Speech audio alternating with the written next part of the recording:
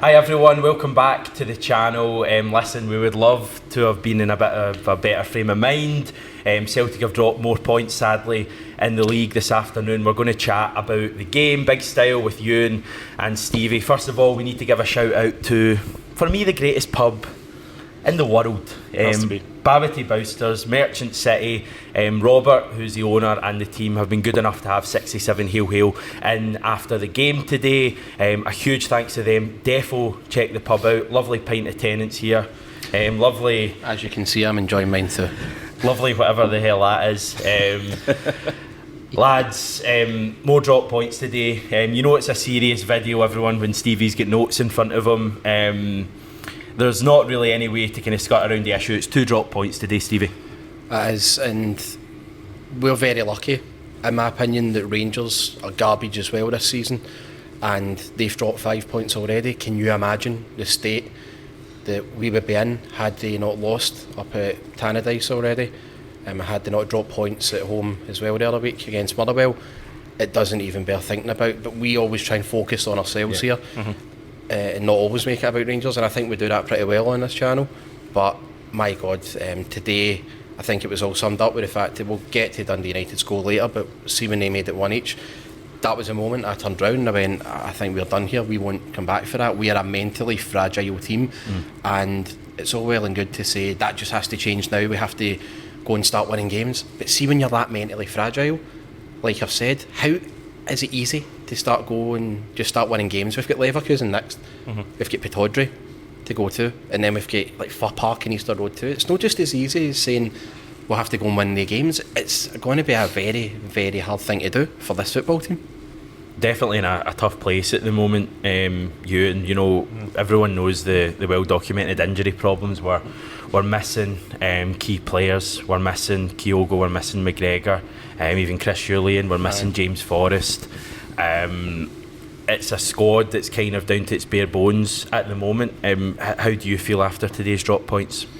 It was just an extremely frustrating watch. Just squandering opportunity after opportunity. There's some particularly bad performances I imagine we'll get to. I don't want to spoil that, but it's just something isn't clicking at the moment. And you saw it against Livingston as well. It's just this kind of directionless kind of stuff we're playing at the moment. The midfield just isn't working. I don't think Rogic and Turnbull are just that combination. And we really, really miss Callum McGregor, but it's just over-reliance on crosses and just very, very passive when we need to be playing with much more urgency, I think. And I hate being even remotely negative, but it's just lacking something, for sure. Listen, you're looking at 3 guys, everyone who are negative after a 3-0 win over Ross County. I'm hugely disappointed after this afternoon. I personally don't feel much anger towards Ange, much frustration towards Ange. I genuinely don't. I know people will maybe say, why doesn't he make subs earlier? I just think you look at the bench today, you look at the hand that Ange has been dealt with, and there was nothing on that bench today to change that game. We'll get into all of this, guys. I just wanted to get your thoughts early on. We'll work our way through the match. In terms of the start, I thought we kind of started all right, to be honest. We created a couple of chances. We obviously get a relatively early goal. Again, it's the guy who's been making things happen, or the 2 guys, Jota, Abada, a great combination and a great header from Abada to open the scoring. It does, and Abada reacts very, very well. Like I believe that's his 7th goal already this season. 6th, is it? Yeah. But he's always seems to be cutting inside. He reacts very well to crosses, rebounds, any sort of half chances. He's dead good with it, and that's again today. He took his header dead well. But you wanted to talk about the start as well today, and I think I'll take your point about the bench and Ange and everything, not want to criticise him, maybe towards what his comments after the game we have to talk about. Do I do it now then? Well, I do it now. Here's me with like a structured plan, everyone, and Stevie with a wee grenade thrown in there. Go for it, mate. Okay, well, the 67 Hail Hail leader, the wonderful John McGinley, may I add. Now, I don't think he's in the habit of... Is that a wee... Well, what was just, that there? Just wonderful. I'm not sure about wonderful. In this channel. But... John McGinley, wonderful man, and I don't think he's in the habit of making up stories. Don't think he's not at all, certainly not the case of forwarded on whoppers, shall we say. But he has said, Ange Postecoglou after the game, had said, and I quote everyone, "We're disappointed with the outcome, obviously, but in terms of our approach to the game and the way we played, the manner in which we took the game to them, You'll know is right here. I think it's exactly what our supporters want to see. Sorry, that's an absolute lie right there. And I know you say you don't want to go in heavy on Ange, but you have to admit that is absolute nonsense off the manager. Is that not Ange just trying to keep spirits high? I mean, he's not going to come out after the game and slaughter the players. No, maybe not as well, but he's patronising the supporters. I feel like it's really condescending because I didn't watch the same game as him. It's perhaps the first time that Ange has maybe got the tone a little bit wrong at full time. We will get to this, Stevie. Just calm yourself for a minute. The Abada goal's a great goal. It's his second header in as many games. I kind of felt at that stage that it was going to be one of those games that we got the relatively early goal, 20 odd minutes, something like that, and then powered on from that stage. I made the mistake of going for a slash at that stage. I'm halfway through my business, sorry for being so graphic, and I hear the announcement on the tannoy, which plays in the toilets apparently. The goal for Dundee United, the goal scorer, whatever number, Ian Harks, turned to the guy next to me and we had a wee moment, let's just say, and... Did you get his number? Ian Harks' number. But we're 1-1. But still at that stage, Euan, I felt at 1-1 that we still had it within us to get on. Just explain the goal to me because I missed it completely. Are you blaming anyone for that? I think I like Anthony Ralston a lot. I really, really do. And I think his transformation over the last few months has been amazing. But I think you could probably point at him. Real confusion at the back, just from a really sort of direct. There wasn't anything particularly fancy about the move. Nothing kind of out of the ordinary. Ralston misses his tackle. Starfelt doesn't get into position quickly enough, and it's a really easy header from 1-1. Just poor, really, really poor. How are we conceding after a minute of scoring? Again, just poor management. We seem to just rush things, and not just say as well, see the space with the centre halves, with Carter Vickers over near Ralston, and Starfelt losing his man, and then McCarthy is nearest to Starfelt as well. The all-round communication there is a shambles. It's really, really poor. That's what I noticed as well. I mean, they're all still really new players. I mean, do you think it should be far sooner by now, though? The players should be a bit more comfortable. I don't know. I mean, it's... Again, you're talking about brand new defenders. You're talking about this, and again, like Ralston's had a lot to prove since he came back. There's still mistakes in his game. He hasn't been by any means perfect, but he's been a lot better. No, I don't know. I think it's reasonable to expect, but at the same time, those kind of goals are going to happen at this stage, I would argue. But if I can just say as well, though, right, the balance in the team as well, we're starting. In my opinion, our first choice right back should be Juranovic. We're playing him at left back, and then we're accommodating Ralston at right back, and he's played well. But you've got to play your strongest team at all times, and I think Juranovic would be best served at right back. I'd agree with that. Montgomery or even Bolingoli at left back. Bolingoli against Livingston was one of the top 3 performers, I felt. And that's just my opinion on it. I don't know, maybe I'm too out there, but no, I think always play your strongest team, in my opinion. Yeah, I mean, especially when Montgomery comes on for Juranovic, who I think has some sort of a hamstring injury. It certainly looked that way. Hopefully he's not out for long, adding to that injury crisis. So Dundee United score, it's 1-1. We have a great chance to go 2-1 up. Great play, I want to say, from Abada into a Yeti, and he puts it over the bar. It's a goal that he has to put that in the back of the net, and it was at a huge time in the game. If we'd have gone ahead at that stage, we'd have probably conceded soon after, but I'm just putting it out there. Do you think Dundee United should have had a penalty shortly after that, lads? I haven't seen the replays of that, and I couldn't really tell from where I was. Classic Alex Ferguson here. Yeah, I was going to say Arsene Wenger. I didn't see the incident. Genuinely, I've read online that it's 50-50. A lot of people said Stonewaller, some said it was never a penalty. I would have to see it again, to be honest, and that's what this channel is. It was pretty close to me, and I thought it was a penalty. I wondered if it was maybe a foul on Starfelt before. I think Rogic had played a kind of a hospital pass into Starfelt. He kind of chested it. It had been nicked off him. I thought maybe a foul on Starfelt, but I was surprised, knowing Kevin Clancy's reputation, that he didn't point to the spot there.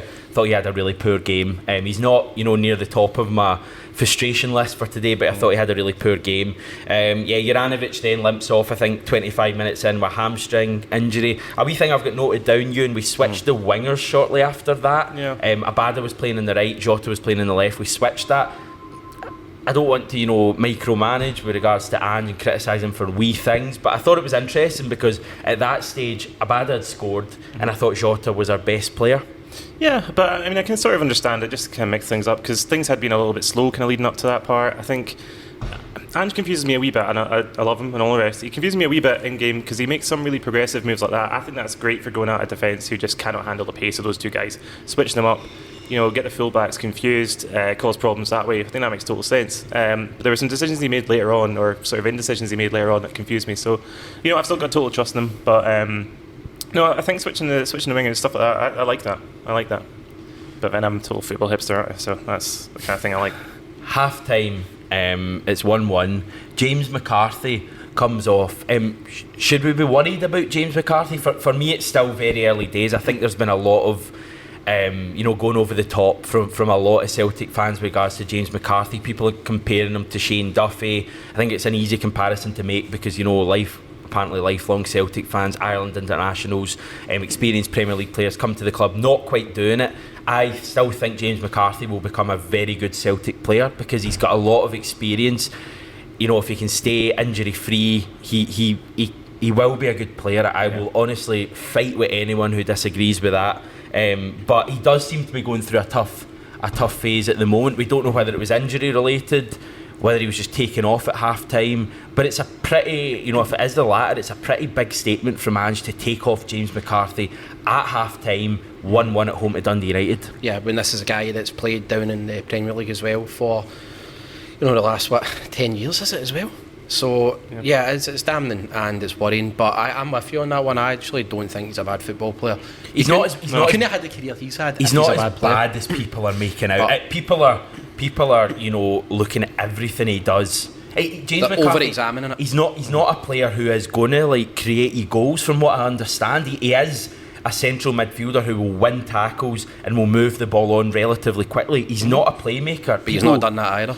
No, he's not. But people need to remember what his role in the team is, and he's never going to be a player who's doing step overs, beating two men, and then playing it out wide or scoring from 30 yards. He's not a David Turnbull. He's not a Tom Rogic. But that's what I do feel what's hindered him as well, because if you look around McCarthy, he's not got a lot of runners around him either. Guys like Turnbull and Rogic, I feel slow us down too. And one of the things I wanted to get at, if I watched Dundee United against Rangers, and your man Fuchs was outstanding. He really stopped Davis and he stopped Kamara playing, and he did the same today. He stopped their midfield. He knew where to be. He was quite aggressive too, and his positional awareness was just excellent. And we didn't have a midfielder like that at all today. But what I was really annoyed about was Fuchs picked up a yellow card in the first 10 minutes, and our midfield never had the awareness or the savviness to put him under pressure.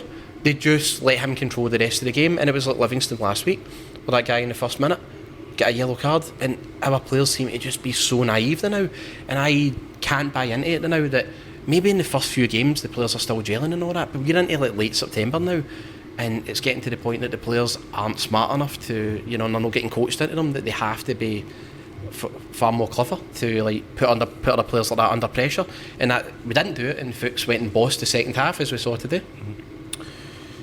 McCarthy, you get any comments? I like him. I think he's a really good player, and it's exactly like you said. Our expectations of him need to be tempered, because I hate using this kind of phrase, but he was obviously kind of brought in to play this sort of quarterback role. I hate that. I hate it so much. But line deep, spraying spraying long balls out to the flanks, and generally keeping things quite tight and compact in the middle when he can. He's a good utility player to have. I think we jumped the gun far too quickly with him, and it showed against. I know it's Rafe Rovers, but he was so much better against Rafe Rovers than he was for Livingston. So it's a case of waiting. But I think he did look a wee bit injured before he went off. I think he had a wee knock. So yeah, that's another one to add to the list potentially, which is scary. It's terrifying. Second half.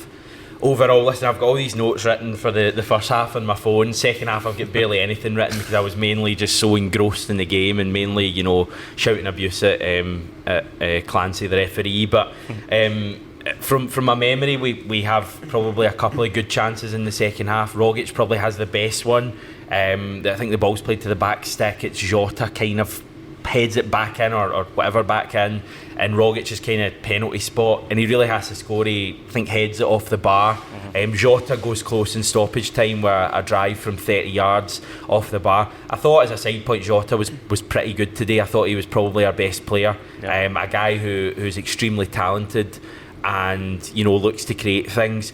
I thought the referee was really frustrating, but we're not a channel that's going to blame the referee for Celtic's ills today. We've got nothing to blame apart from the way we played today and the way we've been set up in the past from the people in power at the club. I just think we're going through a really tough phase at the moment. We've not got really any options to change the game. We've barely got a first 11 to play. There's no competition in key areas. That's not Ange's fault. That's not the players who are playing's fault. It's just the fault of the luck of having so many injuries, or the unluck of having so many injuries, and also the lack of depth at the squad. But it is more drop points. We were all at the game. What do we think of fans booing the team at full time? Not for me. I know it's frustrating, but we're still very, very early on. It's a draw. If we'd been humped like 3-4-0, then maybe. But no, I'm not into that at all. I'm not saying there's a right or wrong way to support Celtic. It's just not for me. I was a bit annoyed by that. I always feel it's a bit of an unfair gauge because we do a live reaction after a lot of games. This is quite literally a live reaction right at full time, and fans are obviously going to be frustrated at losing points. But I don't know. It's the sound of the boos this early in the season. It seemed a little bit over the top for me. I do think this is a team that is trying its best. I just think it's a real tough time for the team at the moment. I do think it's a team as well. You've got to remember they have been gelled together very quickly as well, and that's going to be a big part of it. I think. Do you know what I noticed with that Celtic team when you look through it as well?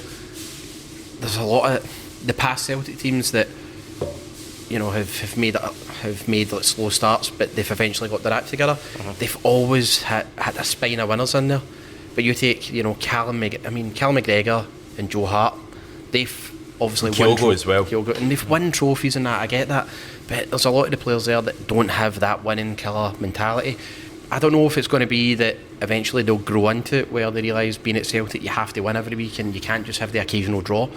But there's a lot of players I think there that are just, they have the mentality that as long as we don't get beat, then I think we'll be alright. And I think some of them today might have been shocked, like guys like Starfelt going, why am I getting booed if we didn't get beat? I tweeted last week and got a lot of abuse for it. Saying I'm shocked at that. You? Saying that the honeymoon period is over. Listen, if it wasn't over last week, it's 100% over now. For some reason, people seem to have it in their head that that's me suddenly saying Ange should be sacked. It's not. It's me saying that that feel good factor we had in that run of games when we were putting 5 past teams, those 5 home games in a row.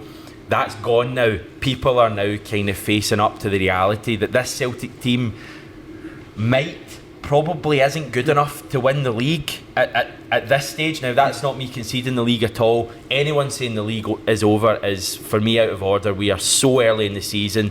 We're only, I think, 6 points behind. There's so much of this season to go. But it's maybe just a bit of awareness that this team and this squad is not where we thought it would be.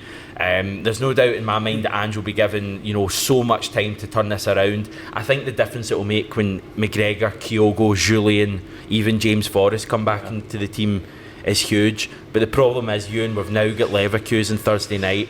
We've got Aberdeen away on Sunday. I know Aberdeen are struggling, but it's still Pittodrie, a place we didn't win at last season. We've got Motherwell shortly after that away from home. They're flying. This is a tough time for this team, and we need this team to try and find a way to win matches. Yeah, I think this is when, especially given we have to use so much of our squad, I think it's a time when you find out who the real characters are, who the real players who are willing to step up and the ones that are listening to the manager, the ones that are using the manager's instructions correctly, the ones that are buying into what the club's trying to achieve this season. I think that's when you find out who your real characters are. And as cliche as it sounds, like it's going to take a lot of sound like Brendan Rodgers here. It's going to take a lot of character to get through the next few games, but.